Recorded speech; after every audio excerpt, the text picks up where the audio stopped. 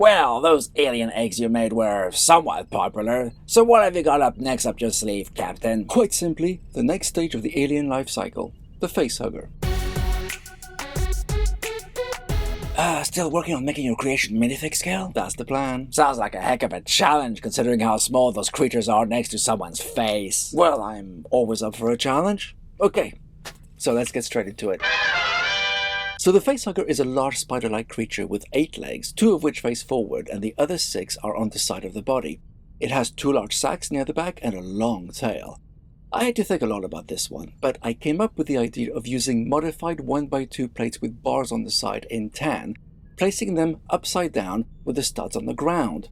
So we start with 2 of these plates, one beside the other. Why upside down though? Well, you've heard of stud on the side construction, right? Of course. Well, this one's like that, except the studs are on the underside. So it's like building in reverse. In a way, I guess. But that means the top looks weird. It won't look like that for long, trust me.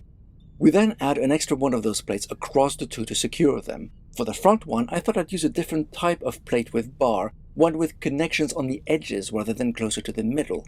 Now this allows me to put 3 legs on each side using the mechanical arms from Star Wars battle droids, and that special plate at the front lets me easily put 2 arms there. Guess it's lucky there are 2 different types of such plates. It sure is, Gigi. Now those sacs on either side of the Facehugger are represented by 2 2x2 round plates with rounded bottoms. Now I see why you needed to build this upside down. Those rounded bottoms become rounded tops. And the tail is a simple bar holder with a clip which attaches round the back, and a dinosaur tail end section finishes it off nicely. Now, considering the limitations that we have to work with, I think this ended up looking pretty good, don't you? What is it, McCluck? Well, how do I put this? You're still working at minifig scale, right? Of course. And have you tried putting your creation next to a minifig perchance? Well, allow me.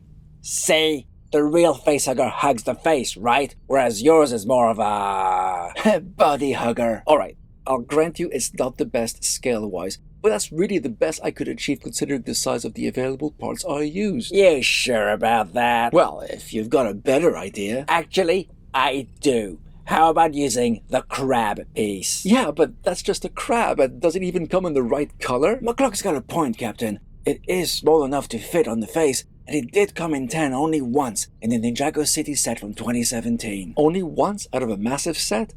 That's a problem, as it's not going to be cheap on the secondary market. But even if we could grab the one from our own copy of that set, just using a crab is hardly creative. Okay, well, how about removing the tail from your body hugger and clipping it onto the crab at the back? There's a handle there just for that purpose, and voila! An easy mock, yes, not that easy to find, granted, but at least it's more to scale. And it even works coming out of the egg you created. Win-win, I say! Okay, well, let's ask our viewers. Which version do you prefer? The more accurate but too big one? Or the simpler but more scale-consistent one? Whichever one is best, the results are pretty dire for any unfortunate minifig that gets too close to one of them. That it is. And it's actually... Maybe you could open up the creation process to other crew members, eh? How about that? Huh, that's an interesting idea, McCluck. Want to have a go at next week's Xenomorph? Don't mind if I do. And I? Can I have a go too? Why not? The more the merrier. Until then, let us know what you think in the comments, and we'll speak to you again next time.